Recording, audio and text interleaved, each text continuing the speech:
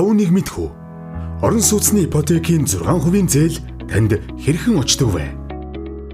Монгол банкнаас хөтөлбөрийн зээлийн санхүүжилтийн 60% арилжааны банкудад шилжүүлнэ. Арилжааны банкуд санхүүжилтийн 40%-ийг нэмж эргэн танд зээлийг олгоно.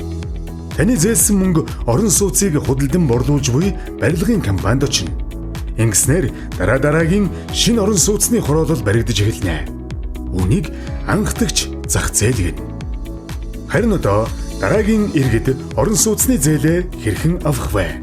Орон сууц санхүүжилтийн компани банкудаас та бүхний зээлийг багцлан худалдан авч хүнд цаасжуулж хөрөнгө оруулагч буюу Монгол банкнд бонд гаргана.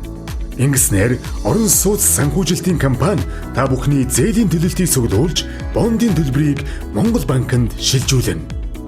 Энэхүү бондын төлбөр нь Монгол банкны дараагийн санхүүжилтийн их үүсвэр болж дараагийн иргэдэд зээл болон очдог билээ. Үүнийг хоёр дахь зах зээл гэнэ. Монгол улсын засгийн газраас хэрэгжүүлж буй орон сууцны хөнгөлөлттэй зээлийн хөтөлбөр 2013 оноос хэрэгжиж эхэлснээс хойш 100 мянга гаруй айл өрх хамрагдаж Монгол улсын нийгэм, эдийн засаг, барилгын салбарт эерэг нөлөө үзүүлжээ. Харин Монгол банк 2017 оноос зээлийн эргэн төлөлтөөс дараагийн зээлийг санхүүжүүлж байна. 2020 оны 10 сард Монгол улсын засгийн газар Монгол банкны ипотекийн зээлийн хүүг 8%-аас 6% болгон бууруулсан.